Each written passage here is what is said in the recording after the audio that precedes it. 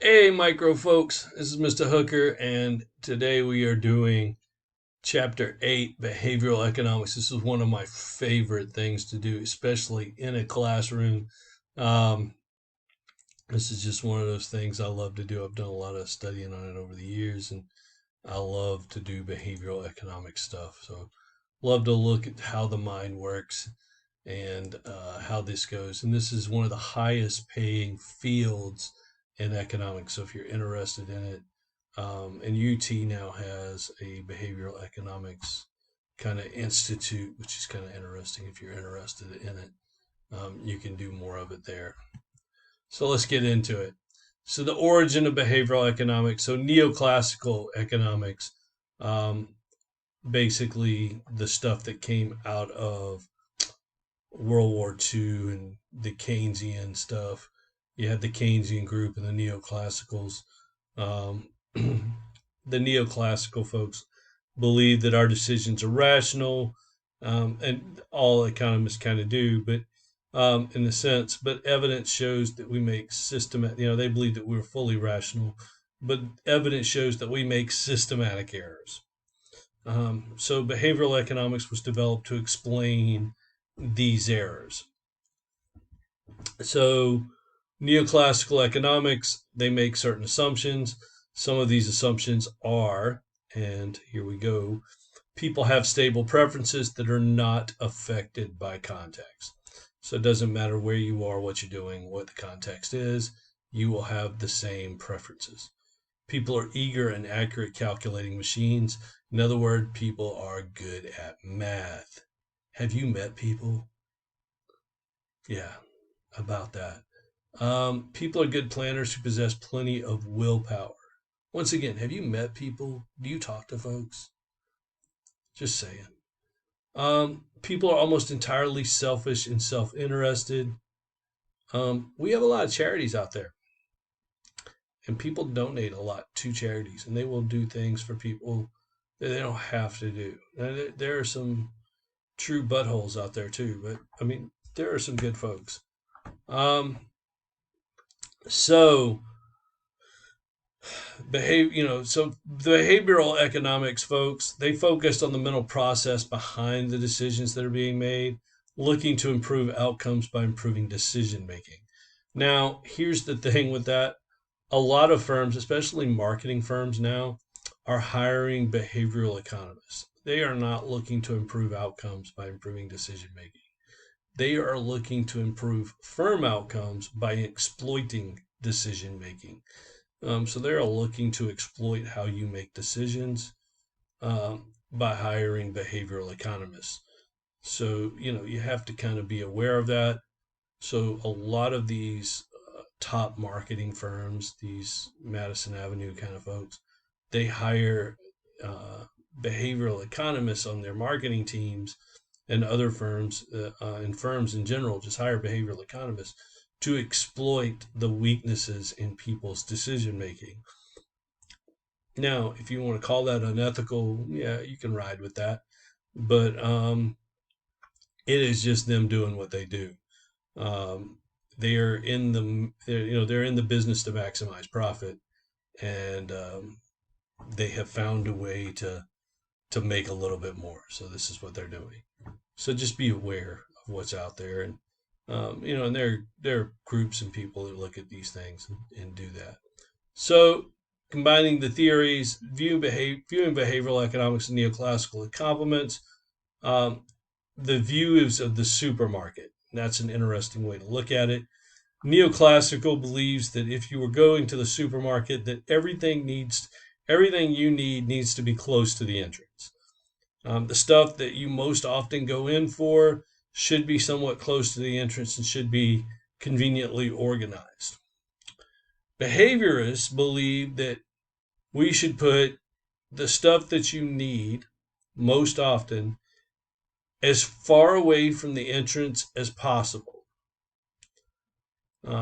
So we need to put the entrance not at the center, but at the corner, and the things that you need on the opposite corner, so that you actually have to walk through the building. and that you will pass a lot of things that you don't need that you possibly would buy. I will leave it to you to figure out what kind of supermarket design you go to. I will say, and I don't see those here. I don't see them here. The We all know we all know about Lowe's Hardware, but I used to teach before I came here. I taught in North Carolina, um, Mount Airy, North Carolina, which is basically Mayberry. It's Andy Griffith's hometown, and that's really near the hometown of Lowe's Hardware. And the guy who founded Lowe's Hardware has a brother who founded Lowe's Grocery Stores, and Lowe's Grocery Stores has a beer garden in it, and those cats will actually give you a beer. They will sell you a beer, and they have a place for you to put it in your grocery cart, and you can walk around and drink beer or wine because they actually have a place for you to drink beer, to buy beer or wine or whatever as soon as you walk in the door. So the door is like right on the corner, and as soon as you walk in, there's a bar, and you can buy beer or wine, and you have a place to put it in for your car at your in at the in your cart, and you can walk around the store and imbibe in that. And that's an excellent idea because you're actually becoming less inhibited as you are shopping, causing you to spend more money, as well as the idea that you are drinking and want to finish the thing that you bought. So if you finish buying the stuff that you came for before you finish the beer or the wine that you bought, you will stay in the store and shop while you finish your drink. Genius idea. Um, so that's kind of the way that rolls. So let's look at some major differences in some of these things that we have here. For rationality, neoclassical say people are fundamentally rational, will adjust their choices and behaviors to best achieve their goals. Consequently, they don't make systematic errors. Behavioral economics says people are irrational, make many errors that reduce their chances of achieving their goals. Some errors are regularly repeated, systematic errors. Stability of preference. People's preferences are completely stable and unaffected by contents for the neoclassical. And behavioral says that people's preferences are unstable, often inconsistent because they depend on context, which we call framing effects. We'll talk about that later. Capability for making mental calculations. Neoclassical says people are eager and accurate calculators. Behavioral economics says people are bad at math and avoid difficult computations if at all possible. This is why stores often do not have sales which end in sale percentages ending in 5 other than 25 or 75. People just don't do math well. If they can't figure out the percentage, they're not going to do it.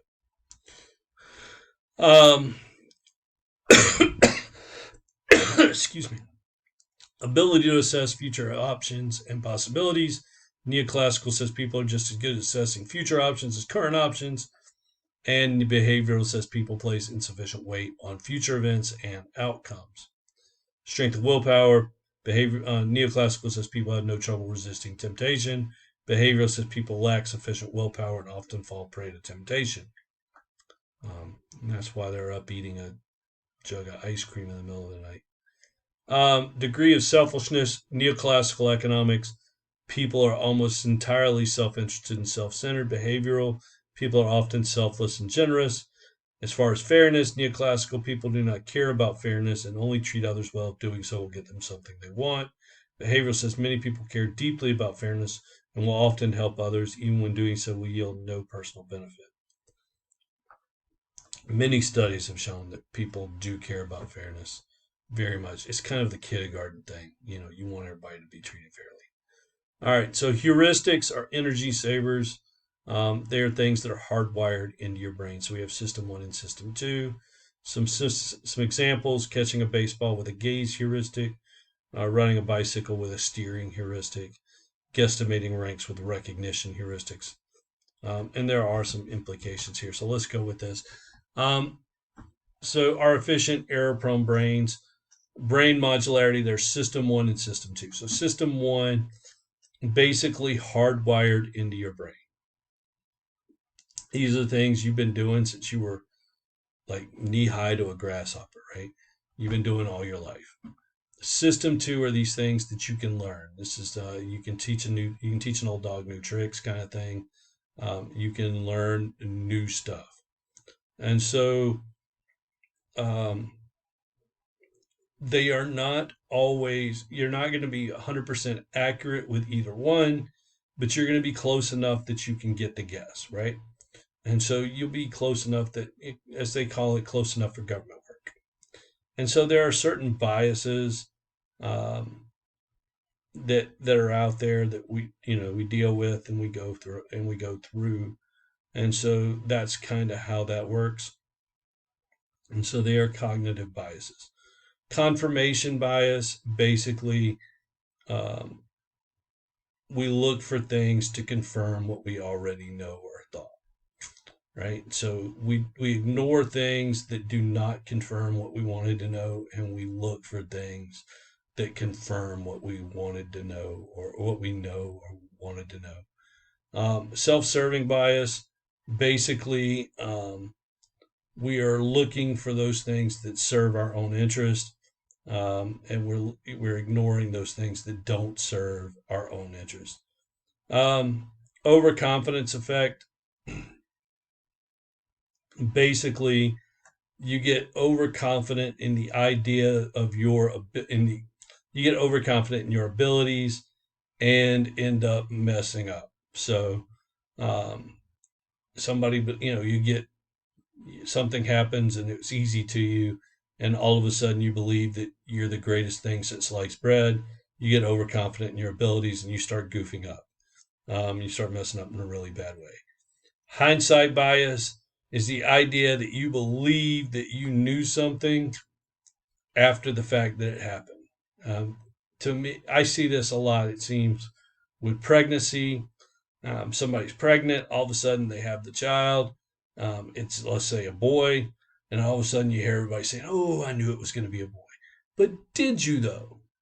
Did you know it was going to be a boy before it was a boy, or now that it's a boy, you knew it was going to be a boy? This is when you hear a lot of people say, "Oh, I knew that was going to happen." That's a lot of times that's hindsight bias. One of my favorite behavioral people, Dan Ariely, he actually named his institute at Duke the hindsight bias, something that has to do with hindsight bias. Basically, because everybody's talking about, like, when you release research, oh, you didn't need to do research to say that. We knew that was going to happen. So there's that. Availability heuristic. Instead of looking at all the available, um, if you're asked to answer a question, instead of looking at the research and all the data, you only call on things that are available to you in your mind, in your limited recollection. What can you remember happening that is similar to this? That is the availability heuristic. So rather than relying on data, you're just remembering, hey, like, what do I remember that's similar to this? Which really just kind of skews the data to that. Planning fallacy. We very much underestimate how much time it takes for us to get ready for things. We do not really plan well for time very much. And so that's one of those things that happens, and that's the planning fallacy. Framing effects. A lot of times you can mess with people by how you frame things. If you frame it a certain way, people will look at it differently. If you look at advertisements, they can be framed in ways to make you think, hey, this is way better than it really is. So think about, like, dentist advertisements or dental care advertisements, and they will tell you 4 out of 5 dentists, right? And that sounds great. Now convert that to a percentage and it's 80%. If they said 80% of dentists, is that really as good as 4 out of 5? It's the same number, but is it really that good? So if I just told you that 80% of dentists approved of something, is that the same as 4 out of 5? And if I told you that a good was $5, That's the same as saying 2 for 10. But if I really need to get rid of the good, I'm gonna put up a sign that says 2 for 10 because I need you to buy the good, and I need you to buy a lot of the good. And so that's another framing effect kind of thing. Prospect theory. People judge good things and bad things in relative terms as gains and losses to their status quo. So it's really about like where I was, where you are now is your status quo. If I move forward from the status quo, that's good. If I move backwards from the status quo, that's bad. All right. So, I think I've mentioned in this already. If I haven't, I will now. I had open heart surgery a year and a half ago or so. And part of the thing after that, you have to weigh yourself every day. So, you start with a base weight, and every day you see like pluses or minuses. And so you're basically looking at status quo, plus, minus. And so you're looking at it like, is this a good day or a bad day? Did I gain weight or did I lose weight? And, of course, we're hoping for the lose. But, it's one of those things. It's kind of interesting. Um, and I think everybody's kind of that way. If you're dealing with scales, you're looking at it. I mean, most people. There's some people that like they could stand to eat a cheeseburger, but I mean, most of us are kind of like we step on the scales, and we're like, hey, please let it be a lower number than it was last time. Um, so people experience both diminishing marginal utility as well as diminishing marginal disutility for losses. So the first loss you experience, especially like this day traders and stuff, it hits harder than the second loss. And so you get, that kind of thing worse than others. And people also have loss aversion.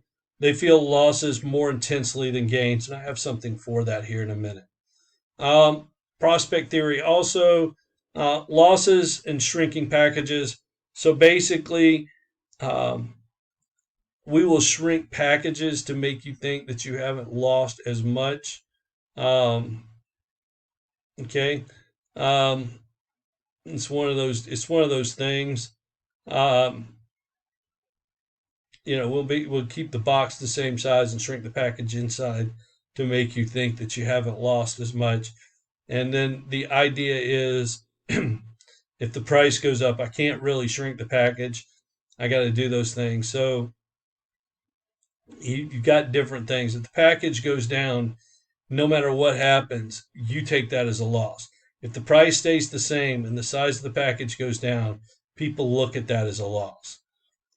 So framing effects in advertising, I kind of mentioned that previously when we were doing that, the whole ads for dentals and the 2 for 10 stuff. Anchoring and credit card bills. Believe it or not, I mean, I'm going to imagine everybody in this class is too young to remember this, but there were times when credit card bills did not come with a minimum payment due. They just sent you a bill and says, here's your, this is your balance. And people just paid the balance. Credit card companies did not make interest on that. And then they realized if we send them a suggested payment, then they'll send that payment and we can charge interest and we earn interest. And then that happened and that exploded the credit card business. And then that also exploded debt and created a whole debt crisis. And then the government made them put that second thing in there that's in there now that says you can make the minimum payment or you can make this other payment. And if you do that, you pay it off this much earlier, which is kind of interesting there. Mental accounting and overpriced warranties. So those warranties that you get on electronic devices and other things, that if you buy them, they'll ask you, do you want to pay $7 for the warranty? They're usually a waste. I'm just going to point that out. Endowment effect and market transactions. The endowment effect just means that you value things that you own more than you value other things. So if you have it, you value it more. So let's say that it's a soccer ball, World Cup soccer ball, right? World Cup, like memorial soccer ball or something like that. And you could buy a new one for $50. And somebody's like, oh, I really like the soccer ball. And you already had it for like 6 months. And, I really like the soccer ball. It's like, yeah, so do I. And they offer you $100 for it. Now, note, you could buy a new one for 50. And you're like, no. Well, how about 150? And you're still like, no, I'm out. You are valuing what's something that you already own greater than the market value of that very same good. And that happens. Status quo bias means that if you ever are in charge of determining what is the status quo, so people go in and say, you go in and say like this is going to be what this is. Be careful what you set it at, because um, that turns out to be very important. So like organ donors, we don't do that in America. Each state has their own thing, but if the status quo is yes, then most everybody will be yes. If the status quo is no, then most everybody will be no. Most people do not change from whatever the status quo is. One of the odd money issues is that a dollar loss hurts us 2.25 times, more than a dollar gain helps us, according to different studies. So we get that's that whole loss aversion thing. So we get hurt more by a loss than we do helped by a gain. And if you found $20 on your way to your car today, would you treat it the same as $20 earned on the job? The odds are probably not. So that's found money, squirrel money. You treat that a little different. So this is the status quo thing. Percent of population consenting to be organ donors. You can tell the countries that opt that the status quo is no, and the countries where the status quo is yes. Note that the U.S. isn't on here, and that's because we have different states with different rules, so can't really do that. Myopia and time inconsistencies. Basically, people have trouble with future. So fighting self-control problems with pre-commitments. We have automatic payroll deductions, salary smoothing for those people with commissions, and we have very high withdrawal penalties if you try to withdraw out of your 401k or other retirement accounts. Fairness and self-interest. Evidence for fairness does exist. People give to charity. Most people obey the law. And a lot of people purchase fair trade products. So those things happen. I'm not going to go deep into this in case people that are taking my in-person class are watching this, because I do these games in class, or I do at least the ultimatum game in class. But experimental evidence for fairness, I do the experiment for the ultimatum game, and so I'm not going to give the rules and how people behave here, because that has to be kind of a thing. But this is a thing for fairness. These two games will show you how people will behave more fair, and people end up treating people more fairly in these games than you might expect. Ancient humans benefited more from the short-term planning than long-term planning, and we actually inherited this trait. So U.S. Social Security system is a form of government-enforced long-term planning, and the Save More Tomorrow program makes retirement reductions like IRAs and 401ks automatic for us. That is it for Chapter 8. I will see you in Chapter 9. Take care.